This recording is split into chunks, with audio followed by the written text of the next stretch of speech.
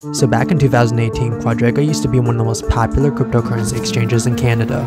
But little did people know most would lose hundreds of thousands of dollars on the exchange.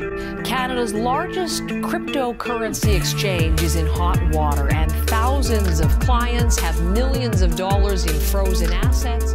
You can say that the company was formed at the right time back in 2013 when buying and selling crypto was pretty hard for the average person. And this exchange marketed itself as a safe, reliable, and simple way to buy crypto. But many investors never really knew how risky the platform was. Whenever someone transferred money onto Quadriga, they lost custody of their fund. In this video, I wanted to analyze the company, how it stole millions of dollars, and also its CEO. I do want to say that make sure to like and subscribe because these videos do take a long time to make. And this is one of the most fascinating stories I think I've ever researched, and I hope you guys enjoy. Yeah, this is a real mystery that's unfolding this morning, and it all has to do with the death of the CEO in India. Here he is here, Gerald Cotten. Quadriga was founded back in 2013 by Gerald Cotten and also its co-founder Michael Patry. And the vision here was to allow the average person to trade Bitcoin with just a couple simple clicks. And although Gerald seemed pretty straightforward, his co-founder had a history of criminal activities. And before Michael Patry joined Quadriga, he spent 18 months in the US prison system. His crimes included money laundering and also grand theft, and he also spent time before this for orchestrating a Ponzi scheme, or promising investors incredible returns but simply paying off older investors with the money of newer investors. I do want to say that Michael Patry's criminal history doesn't necessarily indicate fraud, but as we'll see in the later parts of this video, what he did was pretty similar to what Quadriga did to steal thousands of millions of dollars from customers. And from the outside, Quadriga appeared to be a pretty legit company. It looks like a business model where money was being made from charging customers a fee on trading between 0.2% to 0.5%. And apart from this, the company also made money from charging a fee on deposits and also withdrawals.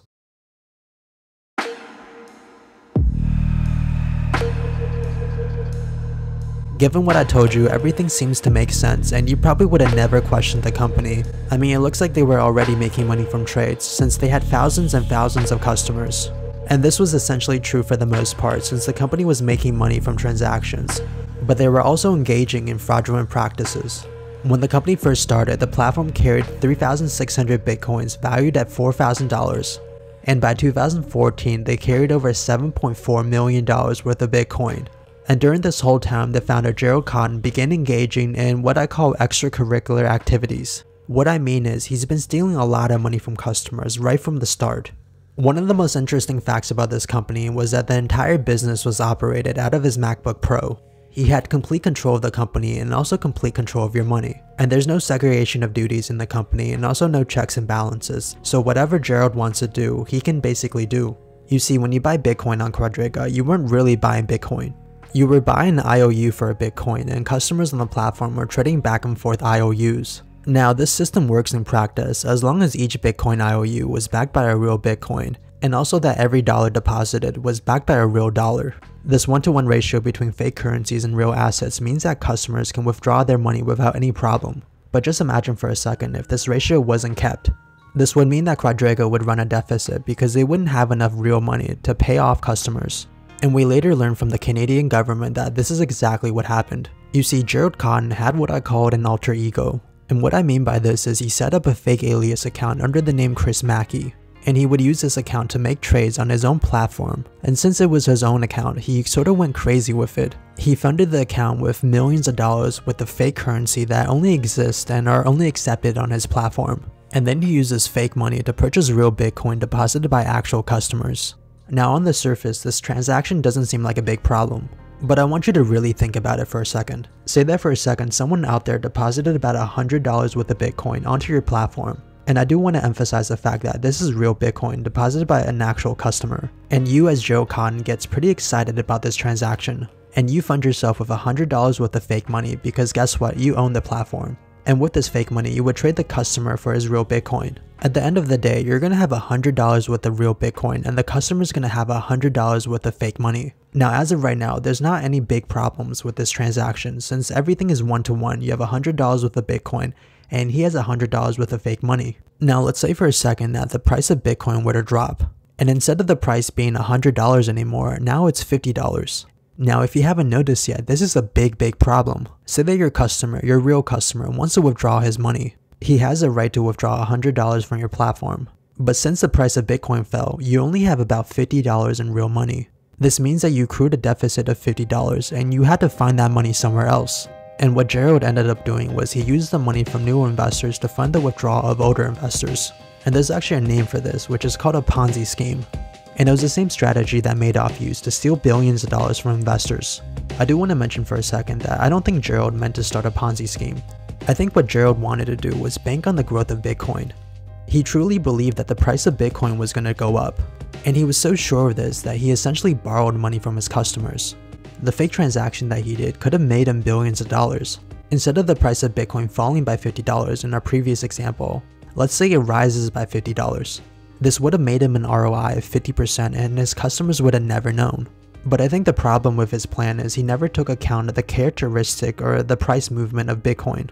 A 20% drop is like an average Tuesday in the world of crypto. And that kind of big shift in price is so rare in the world of blue chip stocks or even small cap stocks. And these kind of big sudden drops happen so frequently as well. And what really did Gerald in was the 2018 crypto bear market. And at that point he was having so much trouble fulfilling withdrawal requests from customers. And by the beginning of 2018 he lost a total of $115 million. Before we get to the juicier stuff, I do want to say that this is a gross simplification of what really happened. So he did lose $115 million, and he did lose a lot of money during the 2018 crash, but he also lost a huge chunk of this money even before 2018. He lost a lot of money over time betting on Bitcoin and also betting against Bitcoin, and he also lost a lot of money betting on other forms of cryptocurrency like Ethereum. Basically, he's been trading Bitcoin since 2013 using other people's money, and his trading deficits has been getting bigger and bigger over the years, to the point where it got pretty much impossible to handle by the end of 2018. You can essentially say that Gerald Cotten bankrupted his whole company by abusing the funds from customers. He used it for his own purposes and he also used it for trading, which he wasn't really good at, and this caused a huge loss, and enough loss that he had no way of ever recovering from. So what we talked about so far was basically how he conducted this fraud, but now let's talk about some of the weird parts about this story. You see, Gerald Cotten died under what I call pretty suspicious circumstances, and it has led me to the point where I think he either wanted to die or he somehow faked his death. And I know I sound kind of crazy saying this, but let's take a look at the evidence and see what happened. The first thing I noticed is that Gerald wrote a will on November 27, 2018, weeks before he died. Now the timing of it is pretty suspicious, and he left most of his money to his wife.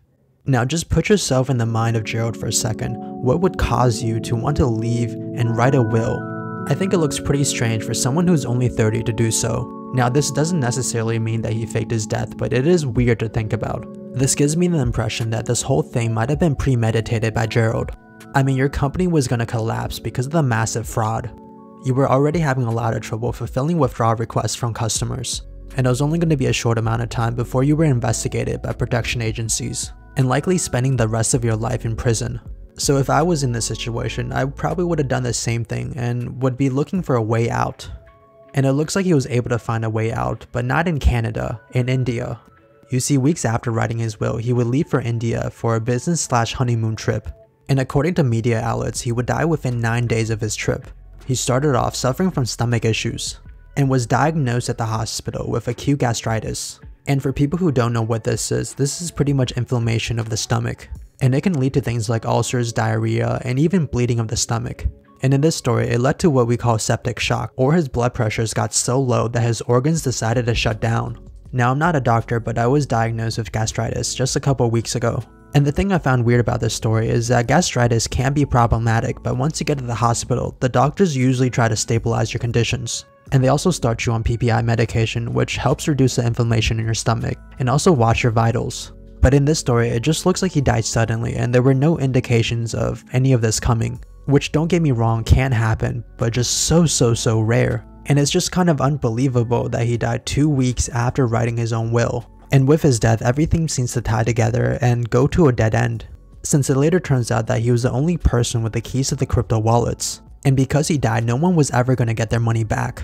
And this is just another weird thing about this whole story, because coming from someone who started a whole platform by himself, and it's just sort of unbelievable that he wouldn't create any sort of backup plans. I mean, why would you take on so much risk? It almost doesn't make sense unless you think about it together. You kind of have to ask yourself if this whole thing was just part of his getaway plan. Without speculating too much, which I feel like I've done a little too much in this video, I want to ask and see if this is even tangible, if it's even possible to accomplish. For a second, let's put ourselves in the mind of Gerald. Your whole company's coming to a wrap because you know you're running out of money. You might be facing years in jail, and the price of Bitcoin doesn't look like it's gonna explode anytime soon. So you decide to come up with this crazy plan, and you want it to go as crazy as possible because, I mean, what do you have to lose?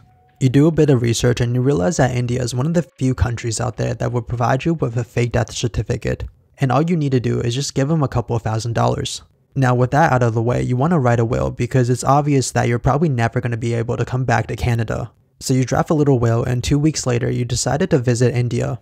Now I'm not really sure how the whole process would work, but somehow you're going to get a fake death certificate. And you would either be looking for a way to blend in with the local population or escape to another country. Now I'm not really exactly sure how he would do this, but I will say that it's plausible. And don't forget that his death, which is going to be put in quotations of course, is going to solve all the problems. I mean, he's no longer going to go to jail, his wife and his kids are going to keep a fortune, and the investigation without him is going to be pretty hard because he has the keys to the wallets. See, I can't say for sure exactly what happened, but what I know for sure is that his death solved a lot of problems. And in total, about $215 million were owed to clients at bankruptcy. The accounting firm EY was able to recover about $46 million. Like I mentioned earlier, $115 million were forever lost by Cotten because of his trading activities. Not to mention another $23 million that were lost due to trading activities on other platforms. Regardless of where you think he is and what he's doing today, this is what happened. Gerald Cotten was able to re-engineer the classic Ponzi scheme probably with the help of his co-founder, and he probably would have gotten away with it much longer if it wasn't for the falling price of Bitcoin. It's the same thing that happened to Madoff back in 2008 when the stock market crashed. And it's the same way that almost all Ponzi schemes come to an end. Thank you guys so much for watching my video, make sure to like and subscribe. And for more analysis on fraud cases, make sure to stick around. And like always, I'll see you guys again next time.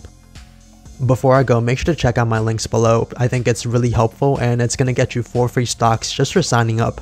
Anyways, thank you guys so much for watching, and like I said before, I'll see you guys again next week.